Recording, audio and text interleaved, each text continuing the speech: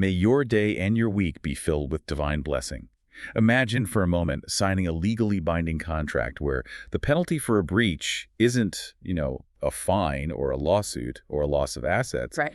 Instead, the penalty is the sky above you turning to solid iron, the ground beneath your feet turning to bronze, and your own physical environment just violently turning against you. It's intense. Yeah, that is the kind of staggering high-stakes reality we're stepping into today.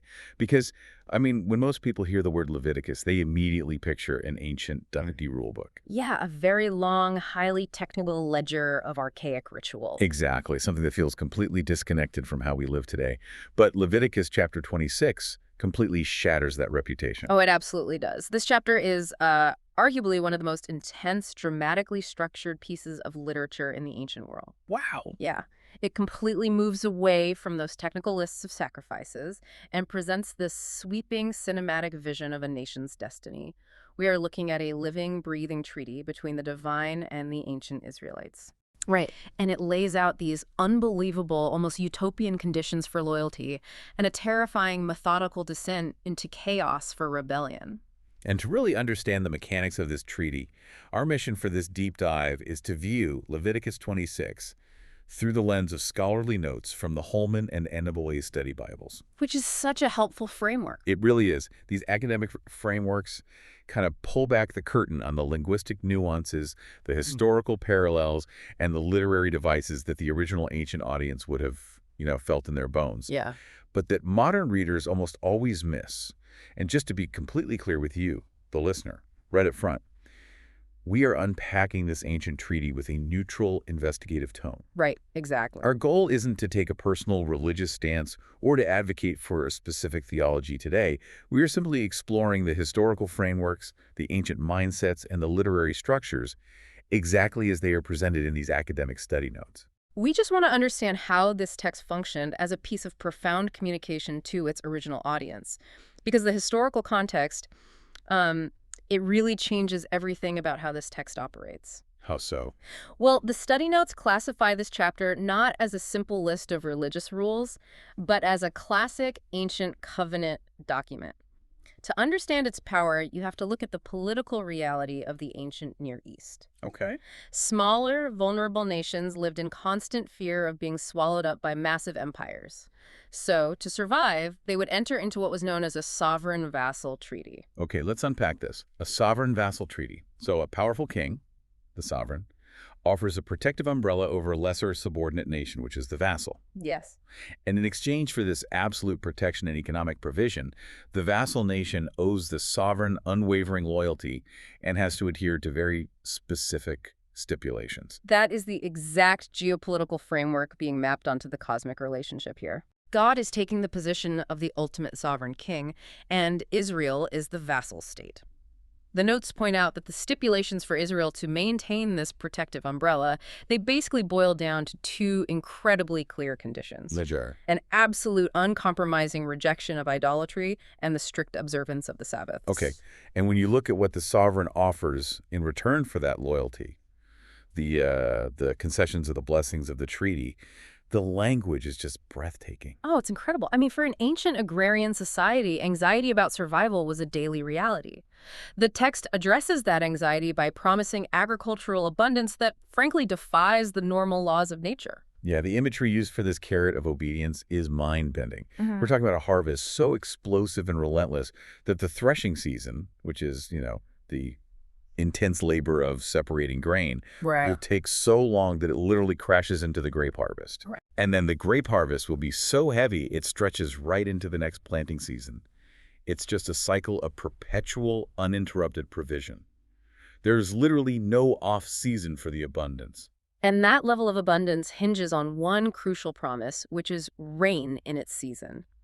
Scholarship highlights that the Hebrew text is deeply focused on the predictability of the autumn and spring rains. Because that was everything back then. Exactly. In the Levant, if the early rains didn't soften the ground for planting, or the latter rains didn't mature the crops, you faced mass starvation. By promising rain exactly when it's needed, the sovereign is guaranteeing ultimate physical and economic security. The vulnerability of relying on the weather is entirely removed. Completely. But, I mean, economic security doesn't mean much if a foreign army marches in and takes it all.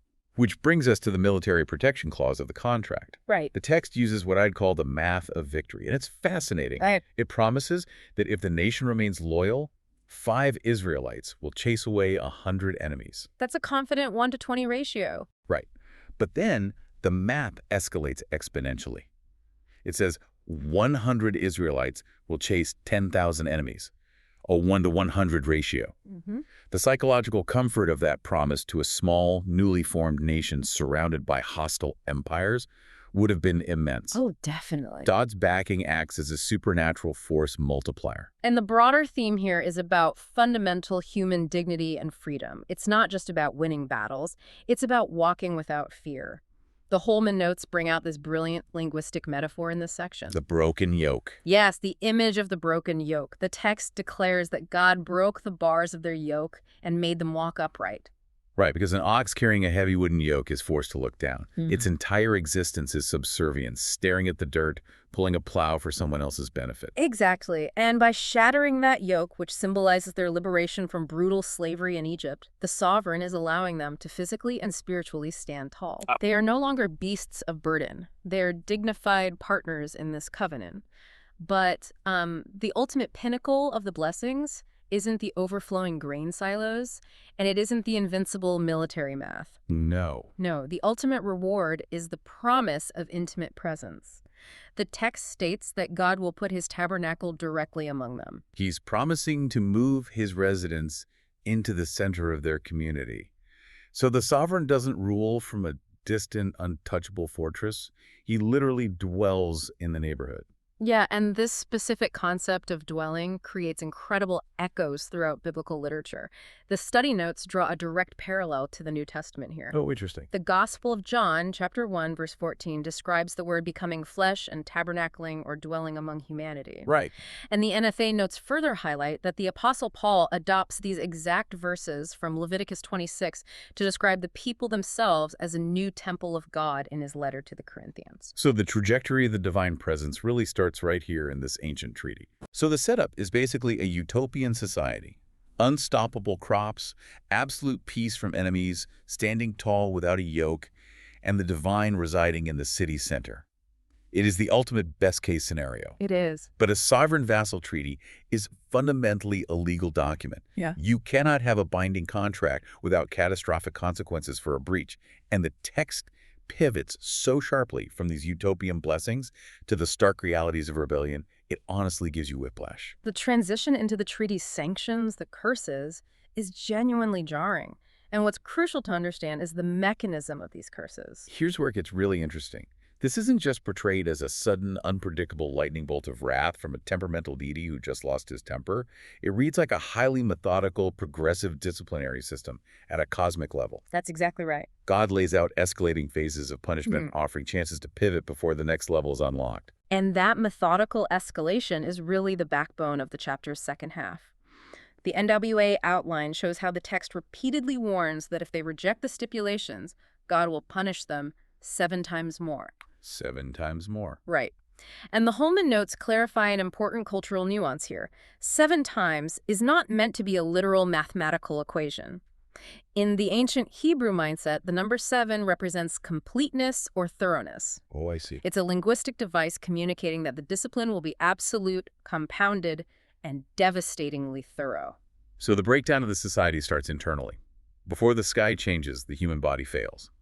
The discipline begins with the onset of sudden terror, wasting disease, and fever that physically drains their vitality. Yeah, that's stage 1 and 2.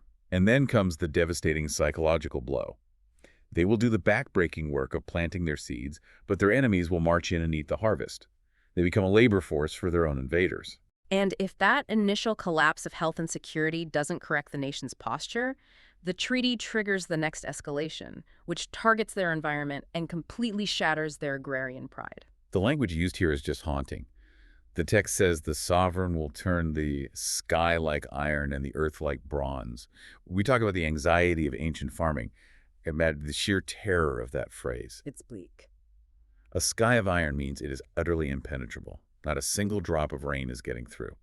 And earth bronze means the soil is so thoroughly baked and hardened by the drought that a farmer's wooden plow would just bounce off the dirt. Right. It is the absolute cancellation of the agricultural miracle they were promised. Their strength is spent entirely in a void. And this level of environmental collapse would obviously paralyze the economy and the food supply. Yeah. And if they remain stubborn in their rebellion, the discipline compounds again. For stage 3, the text introduces the terror of wild beasts. Wild beasts. Yeah. It says feral animals will be unleashed to rob them of their children, slaughter their livestock, and make their highways completely deserted out of sheer terror. Wow. It's nature actively reclaiming civilization. The boundaries that keep human society safe are just erased. It is a striking reversal of human dominion, and scholarship points out that this specific threat, the unleashing of wild animals, was actually a very widely recognized motif in ancient Near Eastern treaties. Oh, really? Yeah, it was a culturally understood shorthand. When a sovereign king threatened a rebellious vassal with wild beasts, it symbolized the complete withdrawal of order. God, as the ultimate sovereign of the natural world, leverages feral nature as an instrument of judgment. Which is terrifying. But the crazy thing is, it is only the middle of the descent. The progression accelerates past environmental collapse into deeply historical human-inflicted horrors. The consequences move from a hardened sky to the brutality of the sword and severe, prolonged famine in stage 4. Yeah. The biblical text uses a uniquely specific domestic image to illustrate the reality of this starvation. It warns that 10 women will be forced to bake their bread in a single oven, and the bread will be handed out by weight. That imagery of the oven is a profound indicator of total systemic collapse. In a functioning ancient society, every household maintained its own oven. Baking bread was the foundational daily sign of domestic stability, provision, and family life.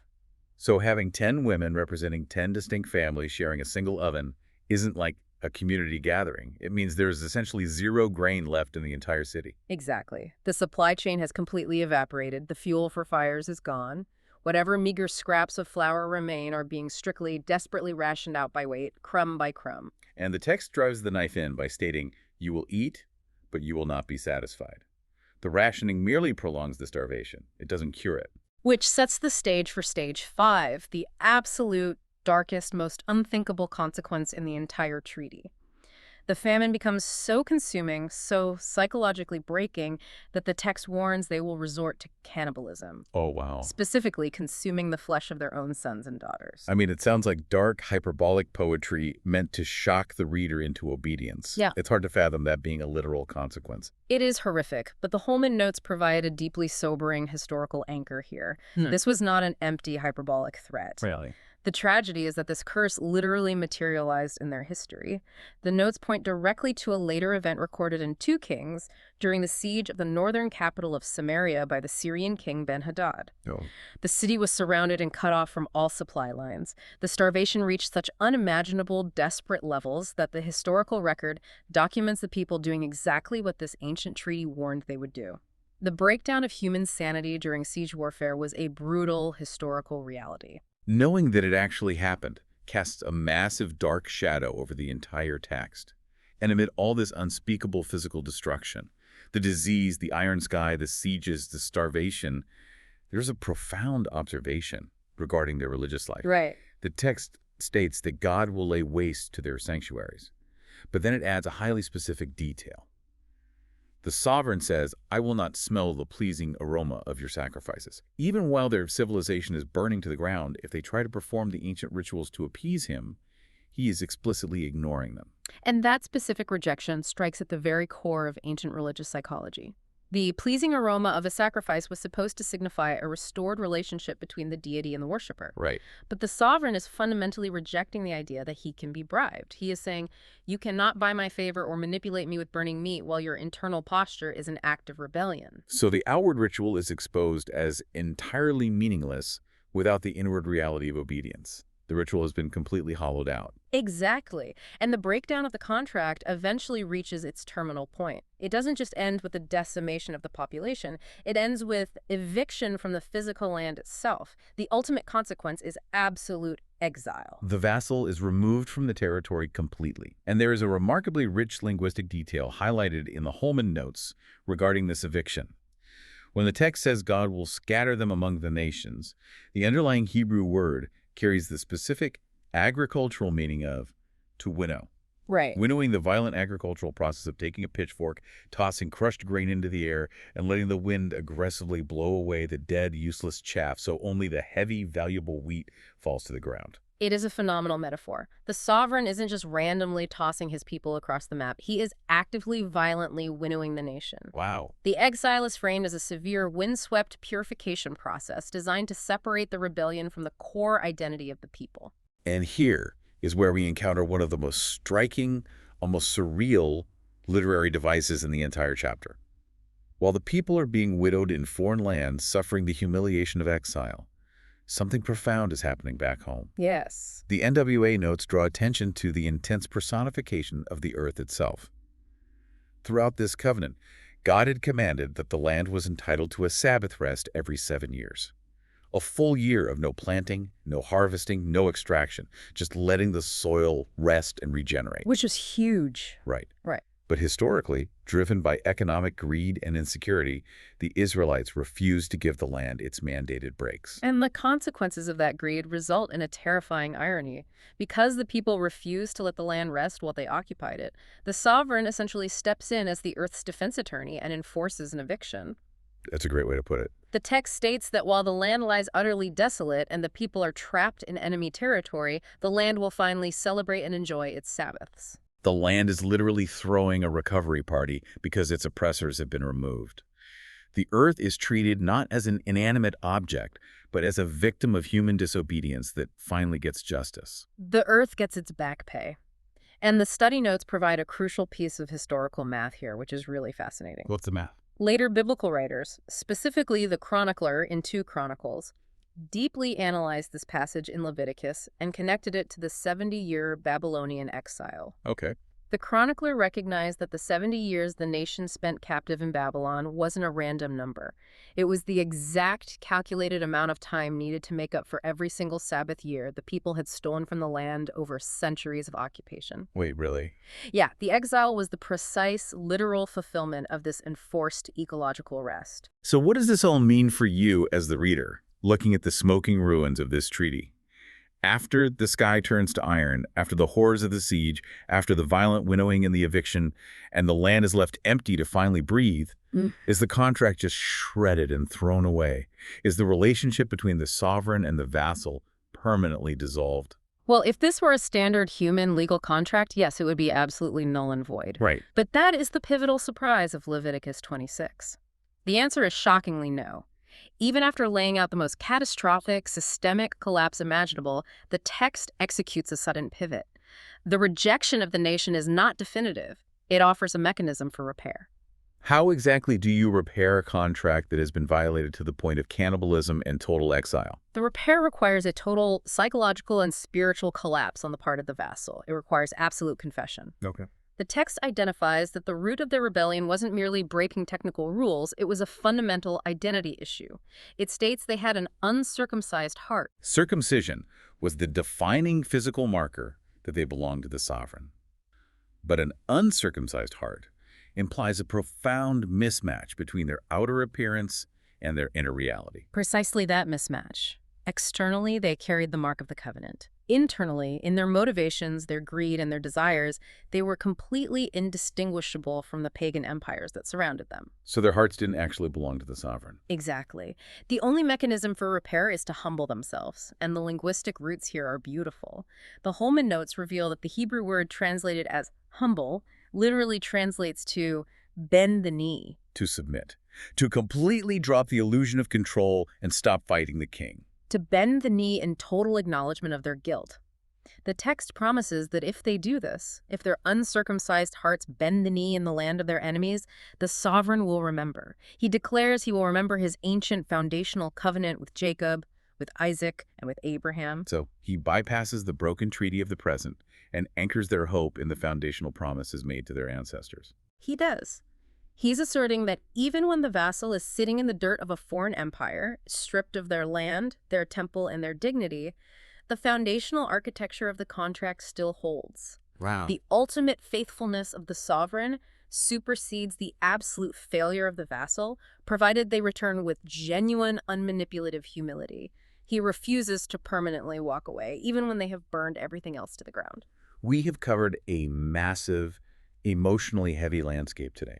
Let's briefly recap this intense journey through Leviticus 26. Yeah, it's a lot. We started with the breathtaking utopian promises of an ancient sovereign vassal treaty, a world of overlapping harvests, unbreakable security, and the divine making his home in the city square. From there, we tracked the dark, methodical descent into cosmic discipline, a progressive escalation from physical disease to impenetrable skies of iron, the collapse of the food supply, and eventually the horrifying historical realities of siege warfare and the violent winnowing of exile. And we explored the striking personification of the earth, the land finally celebrating its stolen Sabbaths while its inhabitants were scattered.